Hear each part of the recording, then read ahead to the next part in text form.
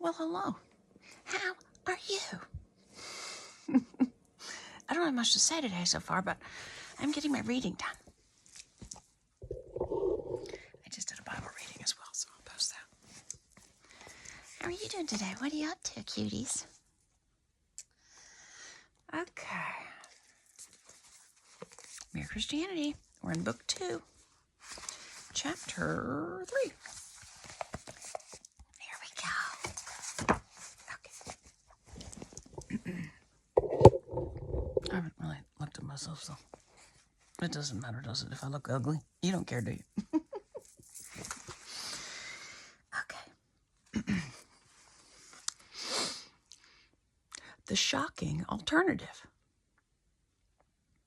Christians, then, believe that an evil power has made himself for the present the prince of this world. He's made himself. I think maybe he is. Yeah. I mean, a prince is not that high up if you think about it. I mean, there's a king. All right. Christians then believe that an evil power has made himself for the present the prince of this world. And, of course, that raises problems. Is this state of affairs in accordance with God's will or not? If it is, he is a strange God, you will say. And if it is not, how can anything happen contrary to the will of a being with absolute power? Why are you so dull right now, baby sweets? Okay, there you go. Cuties. All right. But anyone who has been in authority knows how a thing can be in accordance with your will in one way and not another. It may be quite sensible for a mother to say to the children, I'm not going to go and make you tidy the schoolroom every night. You've got to learn to keep it tidy on your own. Then she goes up one night and finds the teddy bear and the ink and the French grammar all lying on the grate. That is against her will. She would prefer the children to be tidy. But on the other hand, it is her will which has left the children free to be untidy. The same thing arises in any regiment or trade union or school. You make a thing voluntary, and then half the people do not do it. That is not what you willed, but your will has made it possible. It is possibly the same in the universe. God created things which had free will. That means creatures which can go either... Oh, creatures without form, Bobby.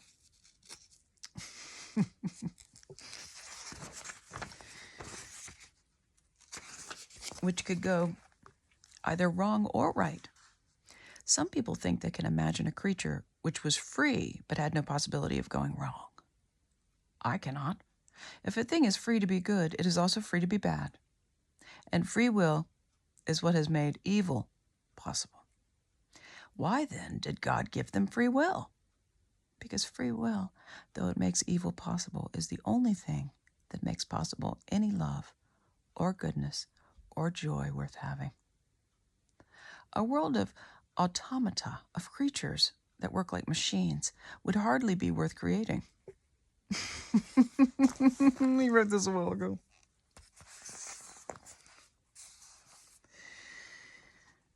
I'll tell you on that.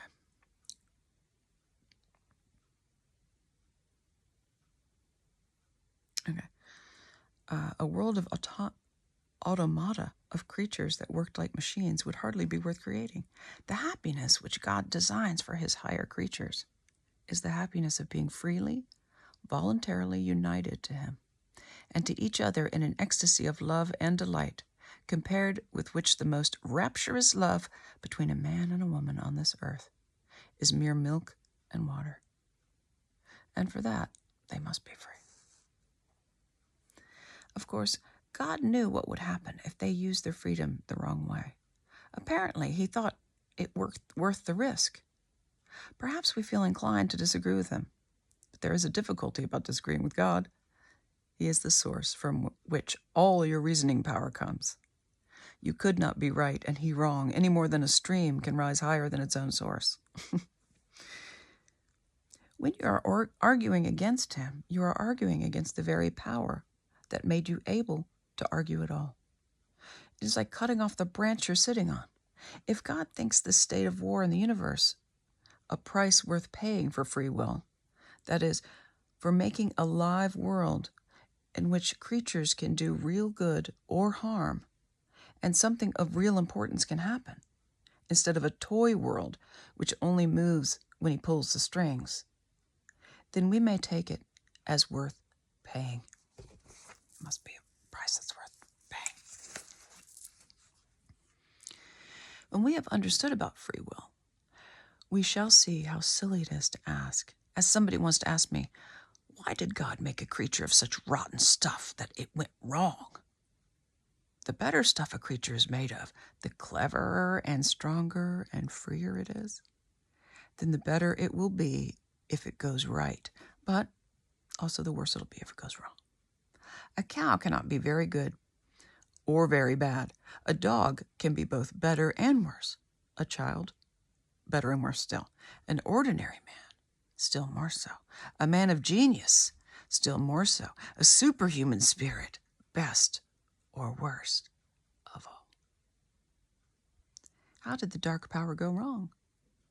Here, no doubt, we ask a question to which human beings cannot give an answer with any certainty.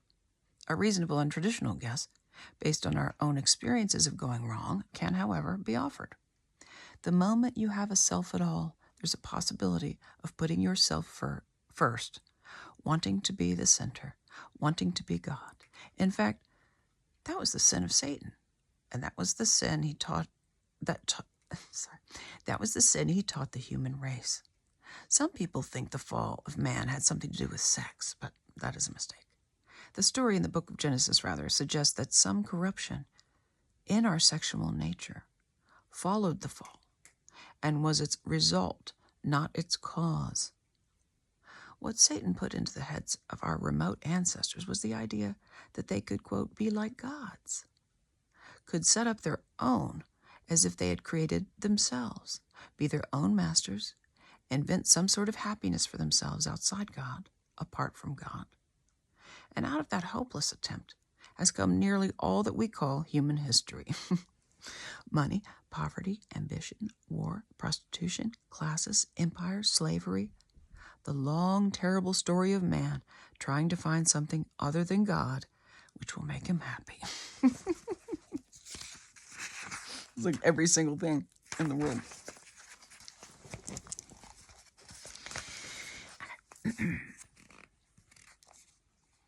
The reason why it can never succeed is this.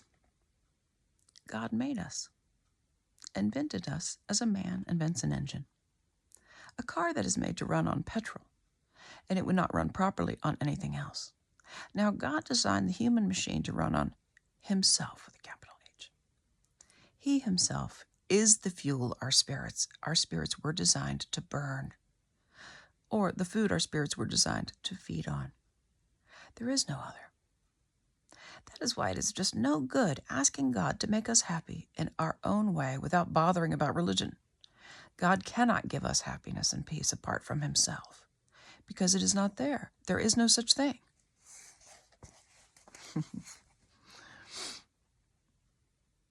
That is the key to history. Terrific energy is expended. Civilizations are built up. Excellent institutions devised. But each time something goes wrong, some fatal flaw always brings the selfish and cruel people to the top. And it all slides back into misery and ruin. In fact, the machine conks. It seems to start up all right and runs a few yards, and then it breaks down. They are trying to run it on the wrong juice. That is what Satan has done to us humans. And what did God do? First of all, he left us conscience, the sense of right and wrong. And all through history, there have been people trying, some of them very hard, to obey it. None of them ever succeeded. Secondly, he sent the human race what I call good dreams. I mean those queer stories scattered all through the heathen religions about a God who dies and comes to life again. Please stop it. Stop it in there, please. Stop. right next to my head over there doing something stupid. Okay. Okay, I'm just going to carry on. Hopefully she won't make too much more noise. Okay. Trying to run on the wrong. Come on, Puffy. Get out of there, baby snaps. Get. Come on. There you go. Good girl. Good girl.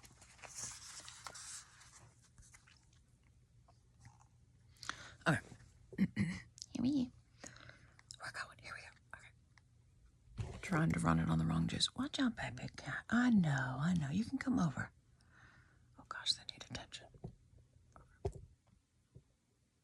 Go lay down, baby sweets. Go lay down. I'll pet you in just a minute. I'm petting her with the book now. I'm sorry. Hold on. We're going. Here we go.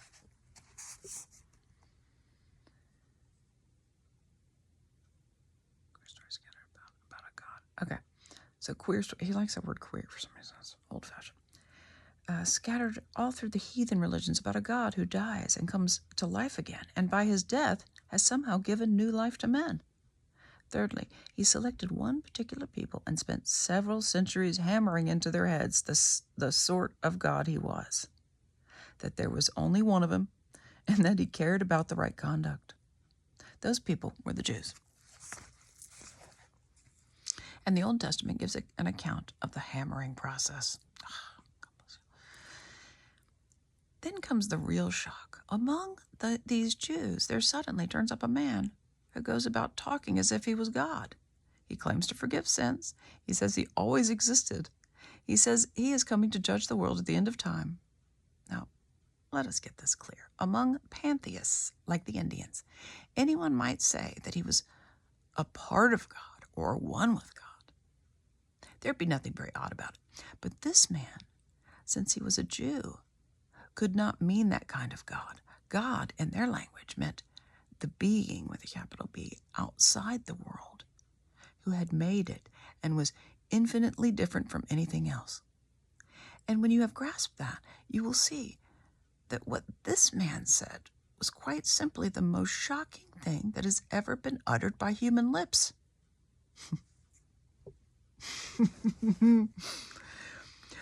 One part of the claim tends to slip past us unnoticed because we've heard it so often that we no longer see what it amounts to.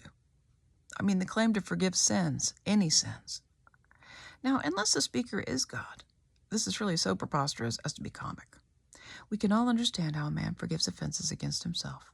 You tread on my toes and I forgive you. You steal my money and I forgive you. But what should we make of a man, himself unrobbed and untrodden on, who announced that he forgave you for treading on another man's toes and stealing other men's money? Asinine fatuity is the kindest description we should give of his conduct. Yet this is what Jesus did.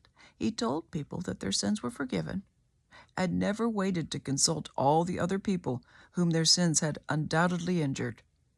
He unhesitatingly behaved as if he was the party chiefly concerned.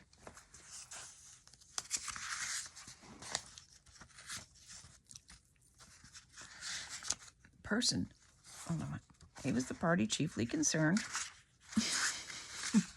I'm sorry. That was just a comma. Chiefly concerned.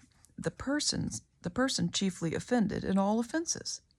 This makes sense only if he really was the God whose laws are broken and whose love is wounded in every sin. Whose love is wounded in every sin. Oh. In the mouth of any speaker who is not God, these words would imply what I can only regard as a silliness and conceit unrivaled by any other character in history.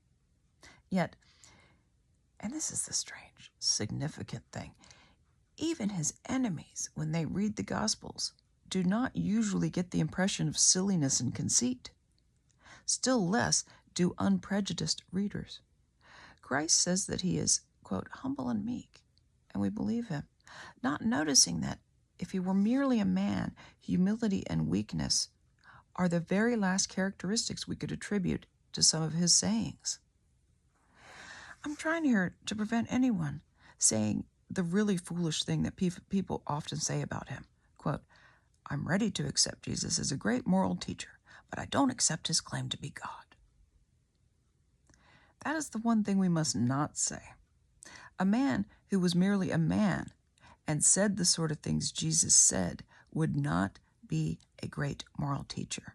He would either be a lunatic on a level with the man who says he is a poached egg, or else he would be the devil of hell. You must make your choice. Either this man was and is the Son of God, or else a madman, or something worse. You can shut him up for a fool, you can spit at him and kill him as a demon, or you can fall at his feet and call him Lord and God. But let us not come with any patronizing nonsense about his being a great human teacher. He has not left that open to us. He did not intend to. Yea and amen, Lord. There you go. Love you.